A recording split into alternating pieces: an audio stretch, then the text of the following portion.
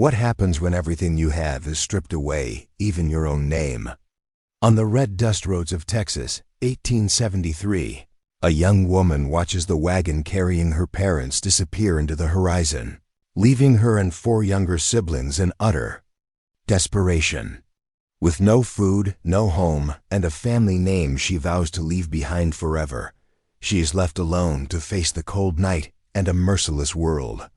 But just when all hope seems lost, a stranger appears, not with words, but with silent gifts. Left in the darkness, is this mysterious kindness a salvation, or just the beginning of another trial? The red dust road of Dust River, Texas, in the year 1873, groaned under the weight of a creaking wagon. Its wheels wobbled as if they could give out at any moment.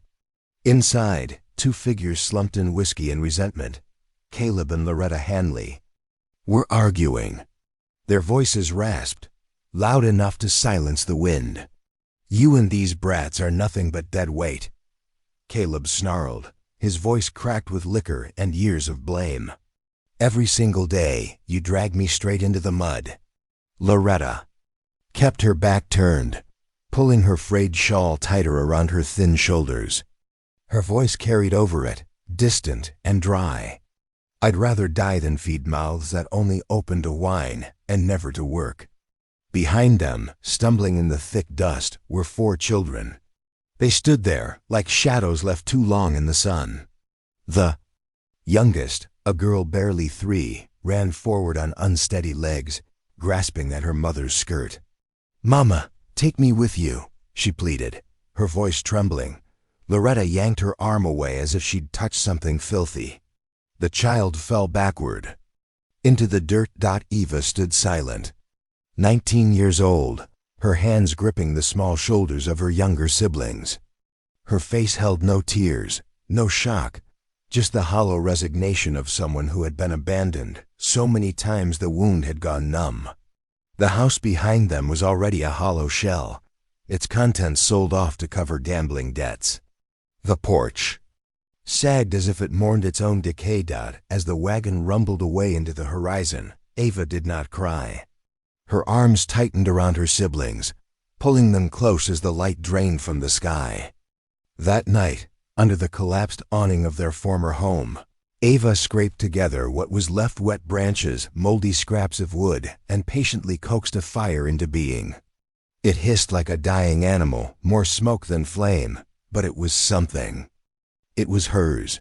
Her siblings huddled near, silent from hunger and fear. The youngest still sniffled for their mother. Ava said nothing. The cold now was deeper than skin. It lived in her marrow. She had no money, no food, no home, and no longer a name she wished to carry. As the fire burned down, she looked up at the vast Texas sky, bruised purple with the night, and said aloud, not loud enough to wake the children, but clear enough for the stars to hear, "That name is not mine anymore." She did not cry. Not when the baby whimpered in her arms, not when her stomach twisted from hunger, and not when the winter wind cut through her like knives. Because names meant belonging, and tonight she belonged to no one.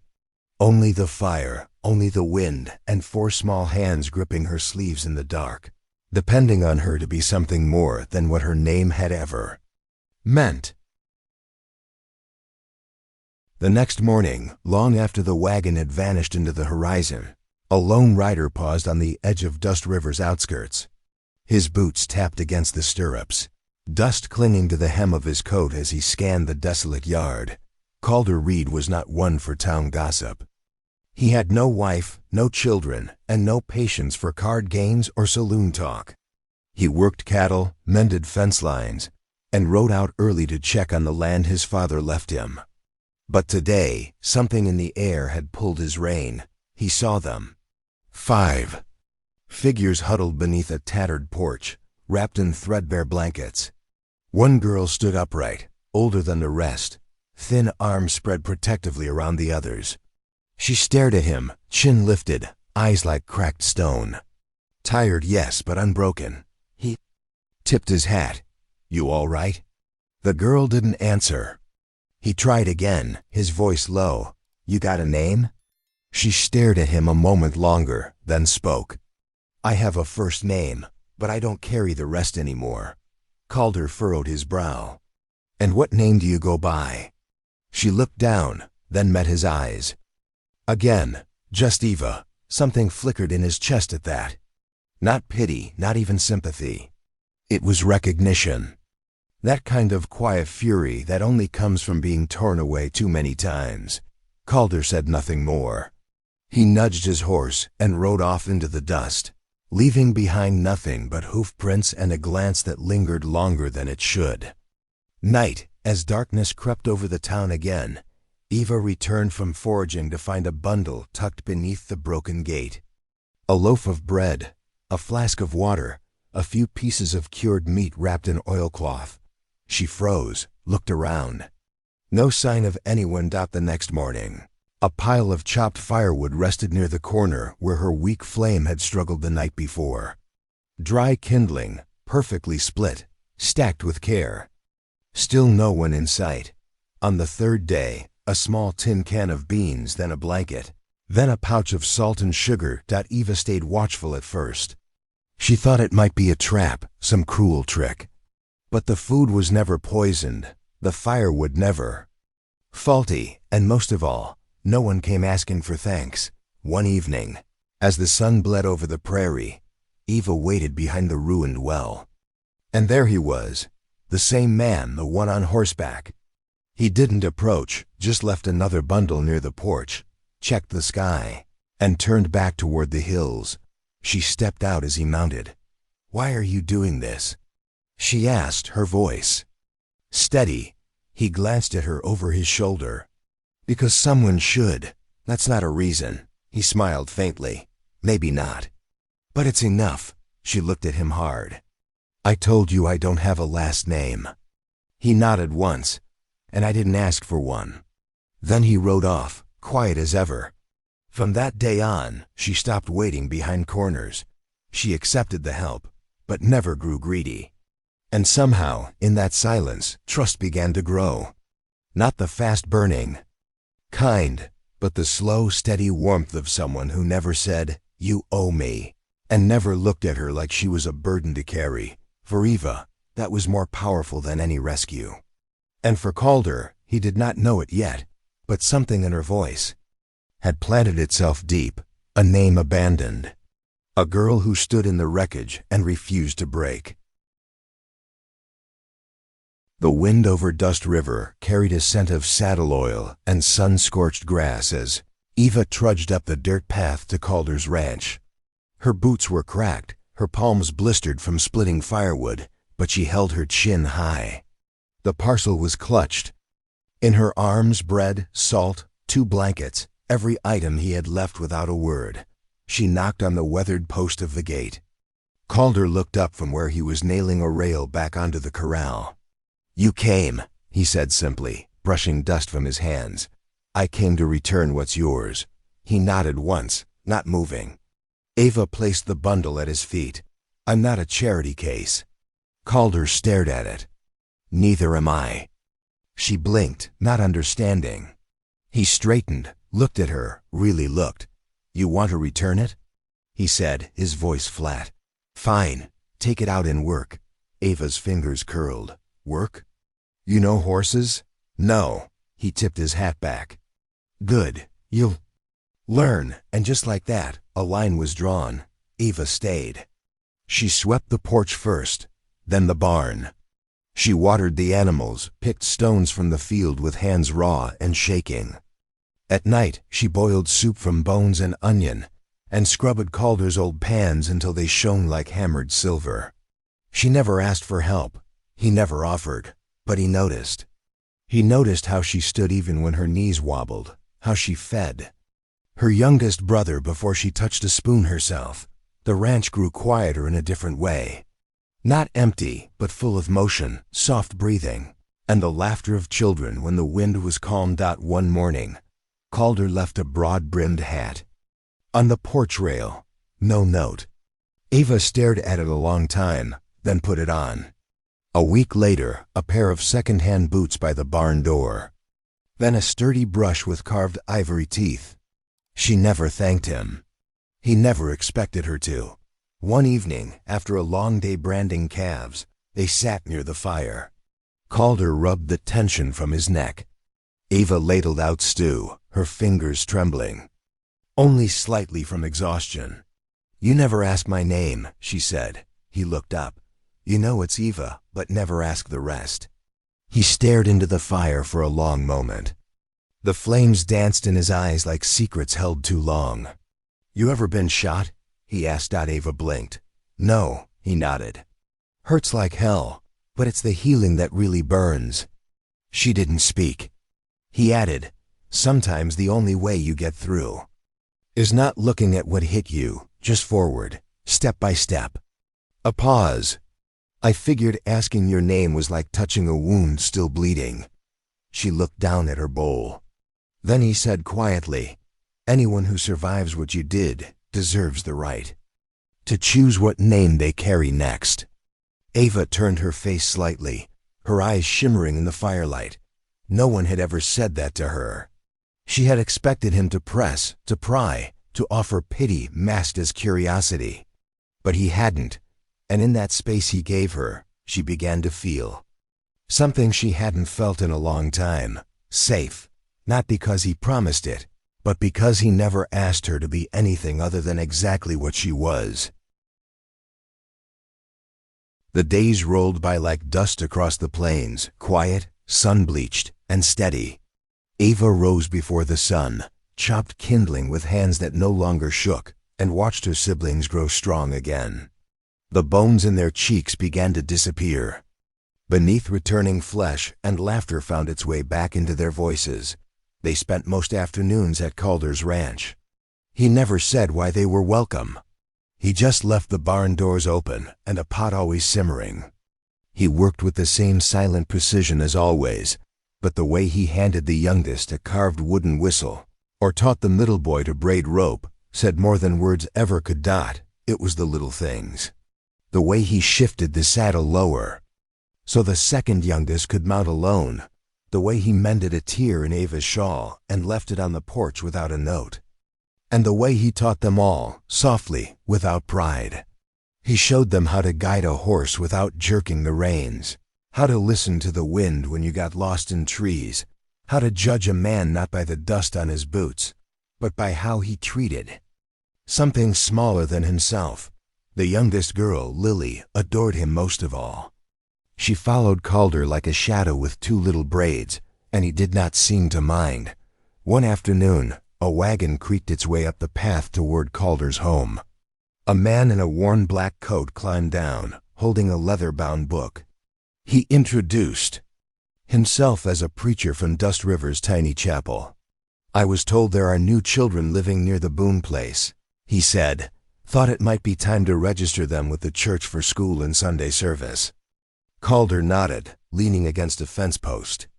Eva stood a few feet away, dust on her dress, arms crossed tight against the breeze. The preacher crouched before the children, smiling kindly. "And what are your names, little ones?"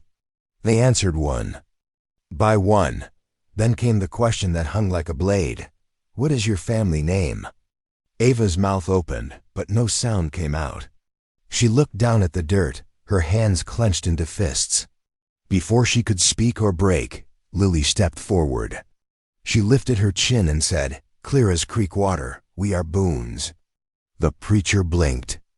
"Pardon me?" Lily pointed her thumb at Calder. "That's our family now. Uncle Calder is our home, so our name is Boone." Silence fell. Eva could not breathe. Calder's eyes locked on Lily. He looked startled, like something in him had just cracked in half and mended itself in the same moment. Then he slowly turned and walked into the barn, without a word. The preacher, flustered, mumbled something about checking back another time. He left. Eva stood there, long after the wagon disappeared. That night, Calder did not eat with them. But when Eva walked into the barn later to return a borrowed blanket, she found something carved into the beam above the stable. Eva Boone. No questions, no pressure. Just a name, a gift. And for the first time, when she whispered it aloud, it felt like it belonged to her. It happened on a Tuesday, beneath a sky heavy with storm clouds. A wagon older than the town itself rolled up, pulled by a mule whose ribs jutted out like broken fence posts. Dust clung to its wheels. In the seat sat a man with a slanted hat, yellowed teeth, and eyes sharp as railroad nails.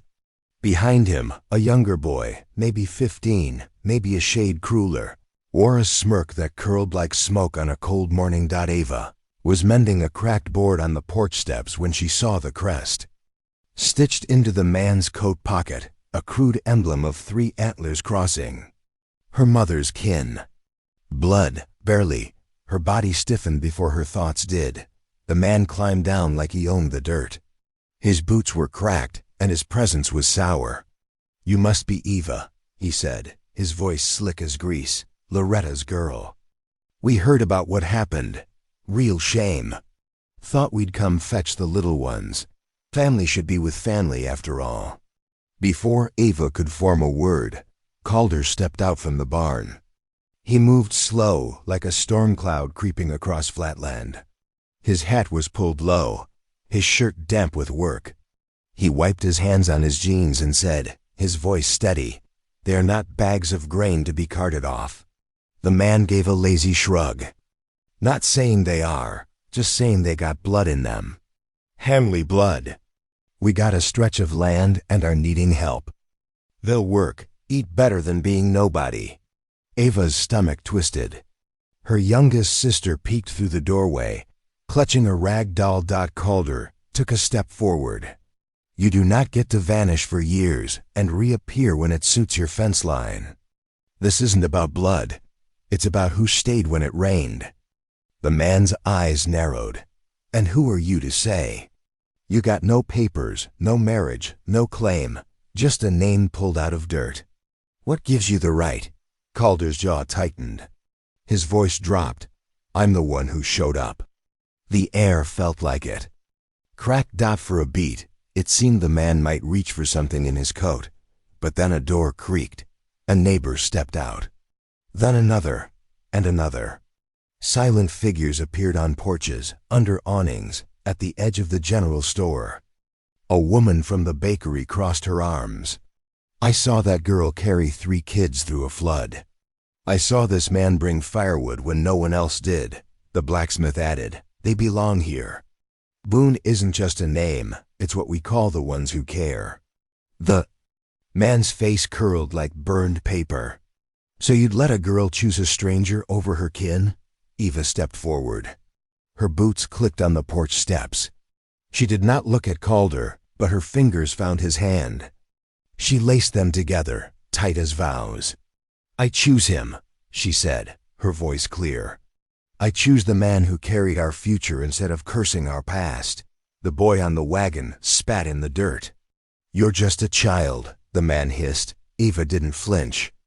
"I was a child when you left me bleeding on the kitchen floor. I was a child when you slapped my name out of my mouth. I'm not a child anymore, and I don't belong to you. I don't belong to pain." She turned to the onlookers. "My name is Ava Boone," she said, "and I chose it with my hands, with my heart, and I do not regret it." A soft hum of agreement rippled across the crowd. The man stared a second too long, then turned, spit near Calder's boot, and climbed onto the wagon. The mule groaned, and the wheels turned. They rode away into the dust they came from. Ava did not cry. Calder didn't speak, but that night, after the wind had died and the children were tucked in, she found a folded piece of paper on her windowsill.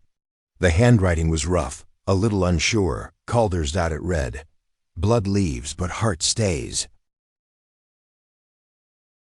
The barn had once been nothing but splintered wood and shadows, used to house old feed and broken plows. But under Ava's hands and Calder's quiet labor, it became something else, something new. They cleared it out together. Calder lifted the heavy crates, and Eva swept out years of dust with a ragged broom. She repurposed cracked chairs and stacked them into benches. A warped table became a desk. She borrowed slates from a widow in town and nailed old curtains across the drafty windows. To catch the light just right. One afternoon, Ava stood back and stared at what they had made. It was not perfect, not even close, but it was the first thing she had ever helped build that was meant to shelter dreams, not just bones. The first lesson she wrote on the old blackboard was just one word, etched in bold white chalk: name. She faced a room of children, not only her siblings, but others from the edge of Dust River, kids who never belonged anywhere, who had been called by numbers or chores or not at all. Eva taught them with a patience carved from years of surviving, and a warmth shaped like second chances. She taught them to say their names with their backs straight and their chins high, to spell them out like declarations, to believe they mattered because they existed. At the end of that first week, Calder hung a new sign above the barn doors. He had carved the words himself in blocky, uneven letters that caught the sunlight in their grooves. Boone School. A place where everyone has a name. When Eva saw it, she reached up and ran her fingers over the grooves, as if they were a prayer. That night, the classroom sat empty again. The lantern burned low. Calder stayed behind to mend a broken bench, but Eva knew it was just an excuse to linger. He sat at the teacher's desk, fingering a worn ribbon from her sister's dress. Calder approached and placed something on the wood in front of her. Something. Folded, plain, official paper. She unfolded it carefully, as if it might vanish in her hands. A marriage application. The line for the bride's name was blank, but in Calder's sharp, deliberate hand, one sentence was written across the bottom. She can choose to carry my name, but I've carried her for a long time already. Eva did not speak. She looked up into eyes that had never once demanded anything. From her, eyes that saw through every sharp word she had used as armor, every silence she had wielded as a shield. Calder stepped back. "You do not have to," he said, his voice gruff as always. "This place, it's yours, whether you sign or not." Eva stood slowly, paper still in hand. She walked over to the chalkboard. She erased the day's lesson. Then, with slow, deliberate strokes, she wrote 2 words. Eva Boone. She turned back to him, her voice clear, soft as firelight. "I do not carry shame anymore. Just the name I chose, and the one you gave room for." Calder came closer, gently took the chalk from her hand, and under her name he drew a line. Not a period, not a flourish, just a single steady mark. "A line for the rest of our story," he murmured. Eva reached for his calloused hand, and together they stood beneath the wooden sign, 2 people who had never been given much but had learned to build something from nothing. And outside, the night was quiet, but inside the barn, where a school had bloomed from ruins and 2 names now stood side by side on a chalkboard, a fire burned that no storm could put out. The air in Dust River had never smelled sweeter than it did that spring morning, laced with wild lilac, campfire smoke, and the faint scent of cinnamon from the kitchen window at Boone Ranch. Neighbors came, on foot, on horseback, in creaky wagons, in their Sunday clothes. Not to a grand chapel, not to a saloon dance, but to the open land beside a barn that had once been broken, now transformed. A pine arch stood where cattle used to be tied. Wildflowers crowned its beams. Lanterns hung from trees and in the dirt. Ava's siblings had scattered petals from whatever they could gather, dandelions, clover, and even prairie sage. Calder stood beneath the arch, in his only clean shirt, sleeves rolled once at the cuffs. He had shaved that morning, not to look handsome, but to look like a man who could be trusted with a life. His hands were steady. His eyes waited only for her. When Eva stepped forward, holding her youngest sister on her hip, every sound seemed to hush. The crickets, the wagons, even the wind. She wore no veil, just a dress sewn by 3 women from the town, and a braid tied with her mother's old ribbon, kept not for the woman, but for the memory of surviving her. Her eyes met Calder's, and she smiled. Not wide, but sure. The preacher asked them the usual words, but Calder, never much for formality, raised a hand to pause. "I do not need someone who shares my blood," he said, loud enough for every ear to catch it. "I just need someone who brings fire home and keeps it burning." Gasps stirred, but no one laughed, because in Dust River, everyone knew what it meant to keep a fire alive through winter. Then Eva, still holding her sister, turned to face the small crowd, neighbors, outcast schoolchildren. She said, "A name is something you are born with, but it can be stripped, poisoned, forgotten." Her voice never cracked, not once. "But a place in this world is something you live to earn. And today, I choose mine. I carry the name Boone, not because I was born to it, but because someone made space for me in it." She looked at Calder again. Her siblings gathered at her side like flowers drawn to warmth. The preacher said nothing else. He did not need to. He simply stepped back, and the two, a man and a woman, a heart and a hope, sealed their vow. Not with a kiss for show, but with joined hands and quiet eyes that said, "We are already home." Later that evening, the new sign was nailed above the ranch door. Ava Boone family. No blood, all heart. It was Calder's handwriting, carved deep into cedar. Beneath it, little muddy fingerprints marked where the children had pressed their hands in paint, yellow, blue, red. A new kind of coat of arms. Inside, the fire crackled. Calder knelt near it, coaxing it gently with pine and cedar. Behind him, laughter filled the kitchen. Ava and the children were working together, rolling dough, flour in their hair, sticky hands reaching for the sugar tin. Calder looked over his shoulder just once, and when he did, the lines on his face softened, as if the years had not broken him but let him hear.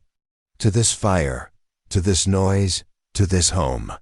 He stoked the flame again, then left the poker leaning against the stone, knowing now he was no longer the only one who kept the light. Outside, the stars began to blink on above Dust River, but in the Boone house the lights were already burning, and they were not going out anytime soon.